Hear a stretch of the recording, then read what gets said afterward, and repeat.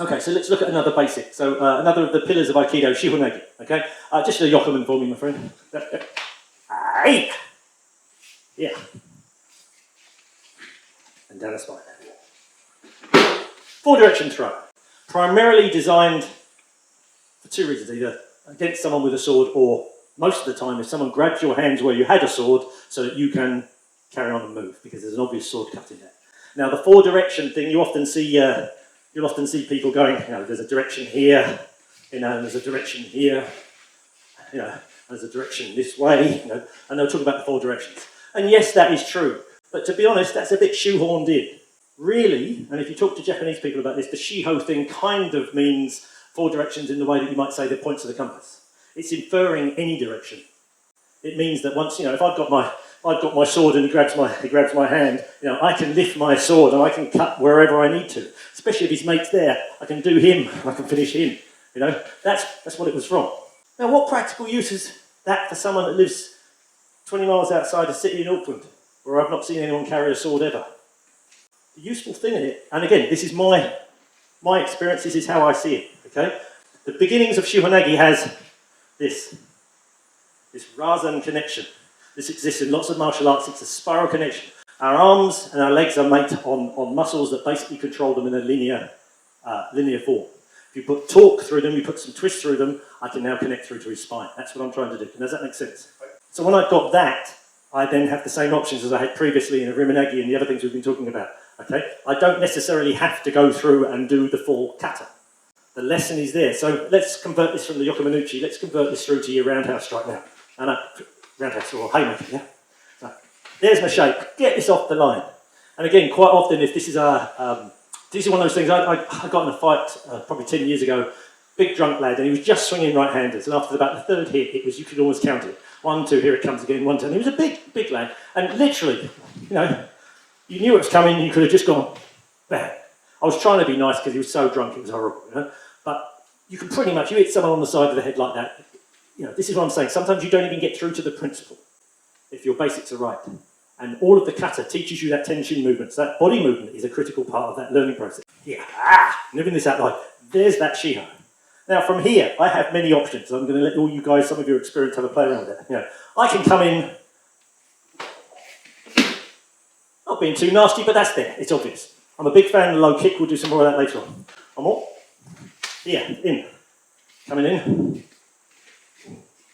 I'm doing this gently for the camera.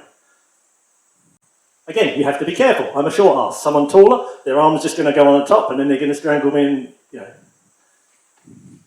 have to do what's appropriate to the situation. Again, another one. Here, it comes through a bit higher. Hiji. And again, that's more techniquey, but again, you can smash that with your shoulder and you can put it, just do one small, bit more direct. Here, You can just smash them straight into the floor. It's a balance take. One of my favourites from here, right? Through to here. Figure 4.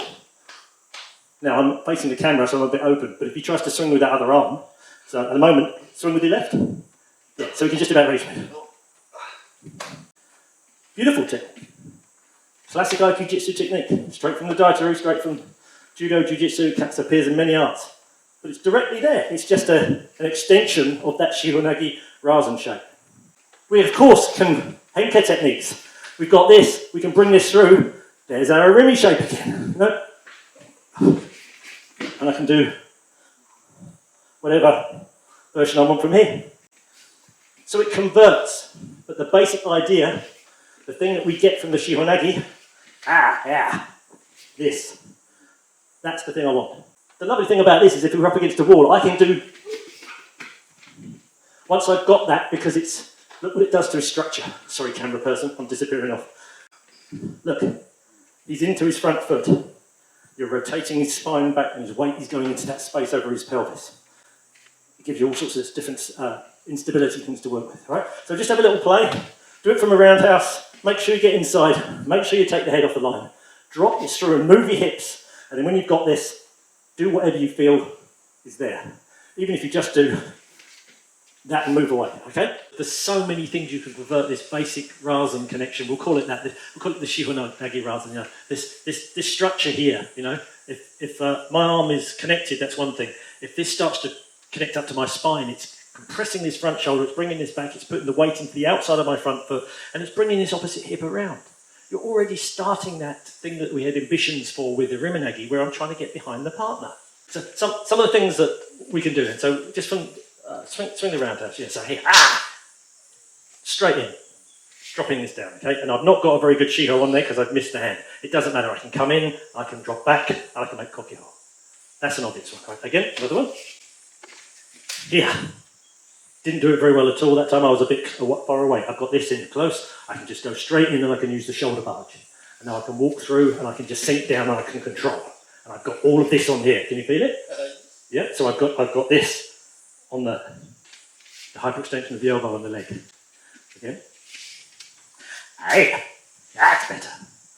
Now I can come in behind. I can pull him round and smack him. Again, you'd only do fancy pants stuff like this if you had no other choice. You're doing what the situation would, dictate. Now, he could have his hand in his, he could be swinging and he have his hand in his other pocket, suggesting he's got a weapon or something. All of this stuff you have to just, be aware of. But unless you start to play with the thing the technique is meant to be teaching us, you're not ever going to really understand the thing the technique is teaching us. All you're going to be able to do is the one kata. Here, through to here. This is nice. Under here. Just dropping the shoulder. In, dropping the shoulder. Okay. Couple more goes. I want you to experiment. Get the rasen on. So you're doing it from the roundhouse. Just sprinkle me. Here. Get this rasen on. See what you can come up with. I mean, I'm not going to do it because it's early in the morning, but the obvious one would be a koshi. He's only just had his breakfast. Have a play.